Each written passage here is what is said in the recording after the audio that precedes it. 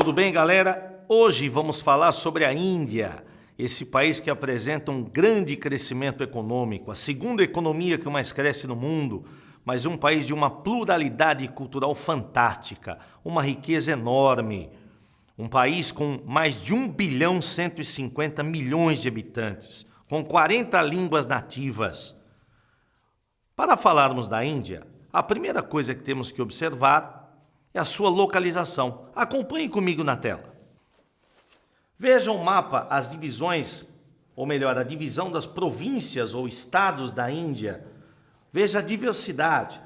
Podemos olhar diversas províncias ao norte, províncias que têm características culturais completamente diferentes. À sua esquerda, na cor bege, há o deserto de Rajasthan, onde a Índia realiza seus testes nucleares. Ao norte, apresenta características ainda bastante rurais, enquanto que o sul apresenta características industriais.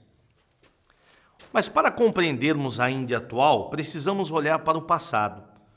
Vamos voltar um pouco na história e vermos a origem do povo indiano. Acompanhe comigo na tela. Por volta de 2500 a.C., os dravidianos já dominavam o cultivo do arroz. Em 2000 a.C., vindos da Pérsia, povos de origem ariana conquistam a Índia. Excelentes cavaleiros dominavam a metalurgia, pois possuíam armas de ferro e de bronze. É o choque entre esses dois povos, arianos e dravidianos, que permite o surgimento da civilização hindu. Veja, nós estamos afirmando que o indiano atual, moreno com cabelo liso, deriva de um sincretismo étnico-cultural, a mistura de povos arianos provenientes da Pérsia e dravidianos que lá estavam. A sociedade hindu é uma sociedade de origem sincrética. Dois povos deram origem ao hindu. Mas quando os arianos chegaram à Índia, por volta de 2000 a.C., introduziram uma sociedade de castas, uma sociedade onde não existe mobilidade social.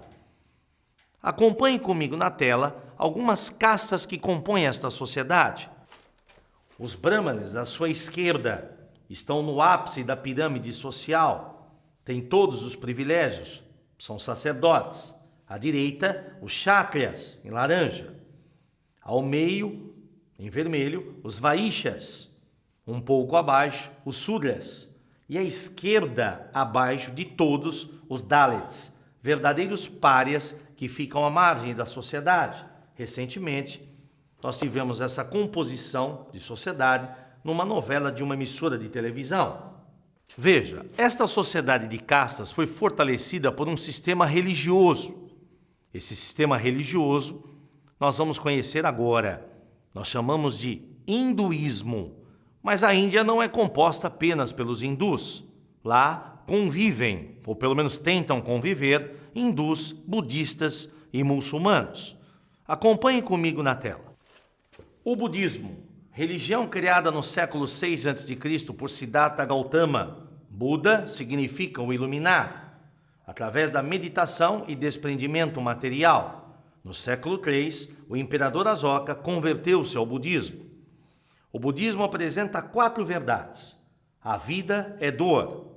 A causa da dor é o desejo. Para eliminar a dor, temos que eliminar o desejo. É necessário uma disciplina ascética.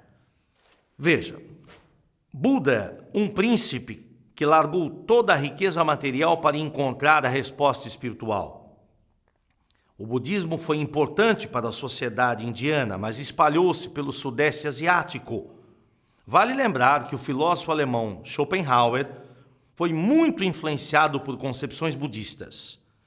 Mas a religião que predomina no subcontinente indiano é o hinduísmo. Vamos observar suas características. Acompanhe na tela. Uma religião cosmológica. Diversos deuses. Vedas são os livros sagrados revelados por Brahma, Deus Supremo. Você observa à direita Shiva. O hinduísmo é uma evolução do vedismo. Brahma, pai de todas as coisas e criador do universo. Ou seja, a religião hindu apresenta uma trindade, como nós conhecemos no cristianismo, a Santíssima Trindade. A trindade hindu compõe-se de Brahma, Deus Supremo, Shiva e Vishnu. Os hindus defendem um ciclo eterno de nascimento, morte e renascimento.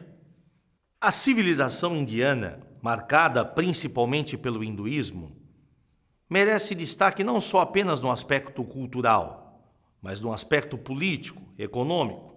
O hinduísmo apresenta um fator importante. Ele fortaleceu o sistema de castas, porque as pessoas aceitam passivamente o seu papel na sociedade, porque o sofrimento é parte dos ciclos de reencarnação. Há sérios questionamentos a posturas na sociedade indiana em função de sua religiosidade. Mas vamos acompanhar agora outros aspectos da sociedade indiana.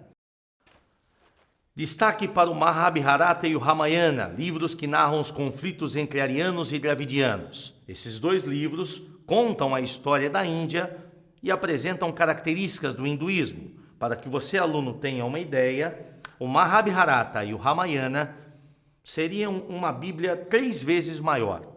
Esses livros datam por volta do século IV a.C. A língua predominante à época era o sânscrito.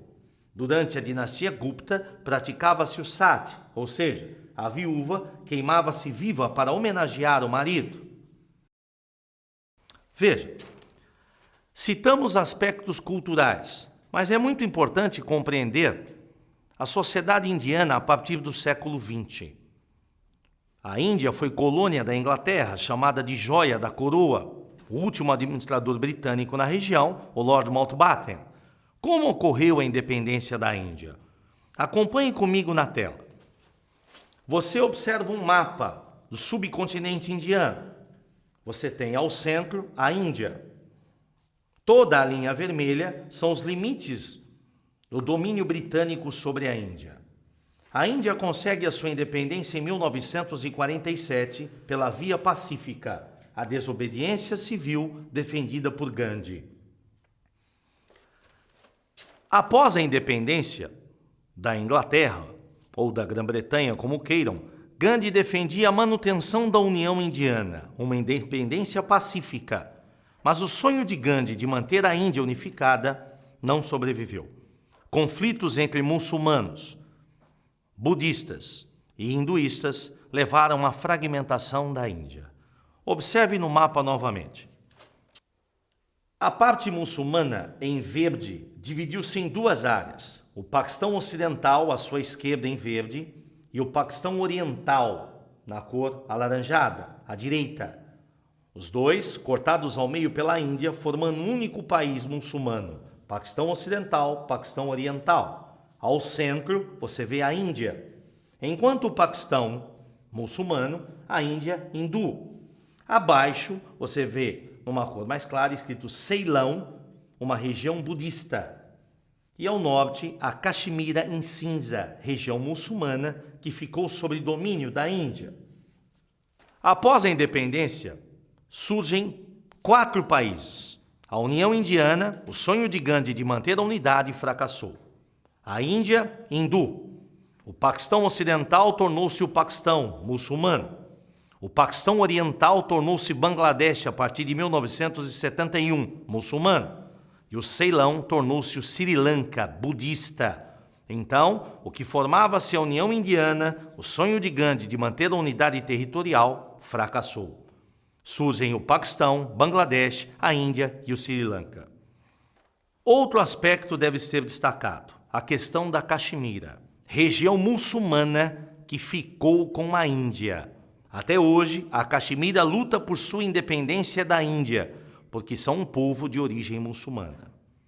Atualmente, a Índia apresenta um grande crescimento econômico. Sua sociedade é contraditória. De um lado, uma pobreza intensa. Do outro, ideias filosóficas profundas e tecnologia de ponta. Podemos notar, no gráfico que vamos apresentar agora na tela, o crescimento da economia indiana comparado a outros países. Vamos ver. Observe na tela. Crescimento econômico 2009 e 2010. Veja, Brasil, 5,7% do PIB. Rússia, 5%. Índia, de 6,7% para 8% do PIB entre 2009 e 2010. China, de 8,7% para 9,5% de 2009 para 2010. Os Estados Unidos, 3%, e menos 2,4% em 2009, recessão. E a União Europeia, menos 4,1% em 2009 e 0,8% em 2010. Observamos no gráfico que o único país a superar a Índia em crescimento econômico é a China. As regiões de grande importância industrial você pode observar à esquerda na sua tela. A siderurgia no Vale do Damodar, a indústria têxtil na região de Calcutá e Mumbai, a indústria química na região de Madras, a tecnologia de informática na região de Bangalore. Em 2008, a Índia enviou sua primeira espaçonave à Lua. Em 2009, criou o seu primeiro submarino nuclear.